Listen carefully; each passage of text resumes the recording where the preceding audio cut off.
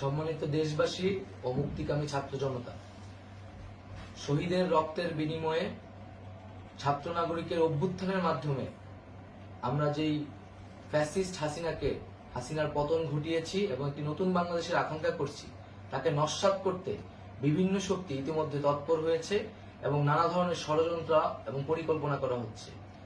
আমরা মুক্তিকামী ছাত্র জনতার পক্ষ থেকে স্পষ্টভাবে বলতে চাচ্ছি যে এই বাংলাদেশকে ফ্যাসিবাদী রেজিম থেকে মুক্ত করার জন্য এবং একটি নতুন বাংলাদেশ, জনগণের বাংলাদেশ প্রতিষ্ঠার জন্য সকল ধরনের ষড়যন্ত্রকে নস্যাৎ করার জন্য, প্রতিহত করার জন্য বাংলাদেশের ছাত্র জনতা কিন্তু সদা প্রস্তুত রয়েছে।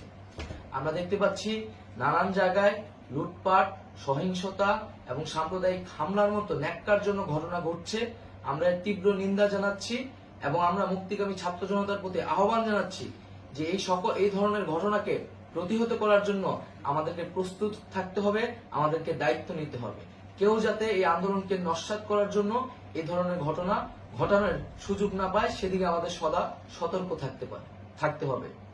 আমরা আরো দেখতে পাচ্ছি যে রাষ্ট্রপতি গতকাল বলেছিলেন যে অনতিবিলম্বে তিনি জাতীয় সংসদ বিলুপ্ত করবেন, কিন্তু আমরা এখনো দেখছি যে একটি অভ্যুত্থানের পরেও এই ফ্যাসিস্ট হাসিনার জাতীয় সংসদ রয়ে গেছে। তাই আমরা ঘোষণা করছি যে আজ দুপুর ৩টার মধ্যে এই ফ্যাসিস্ট হাসিনার যে জাতীয় সংসদ, সেই সংসদের বিলুপ্তি ঘোষণা করতে হবে।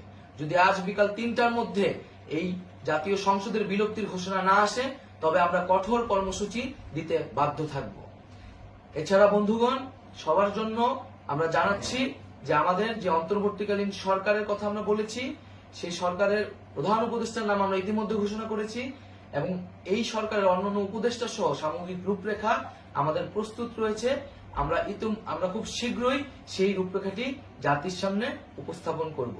আমরা বাংলাদেশে স্থিতিশীলতা চাচ্ছি, সমাজে ন্যায় বিচার চাচ্ছি, সেজন্য কার্যকর পদক্ষেপ নিতে হবে এবং তার প্রথম পদক্ষেপটি হতে হবে এই জাতীয় সংসদ ভেঙে দেওয়া। এবং সবার প্রতি আহ্বান থাকবে, আপনারা শান্তিপূর্ণভাবে অবস্থান রাখুন, শান্তিপূর্ণভাবে এবং অহিংসভাবে এবং সকল পরিকল্পনাকে, ষড়যন্ত্রকে নস্যাৎ করার জন্য সদা সতর্ক থাকুন।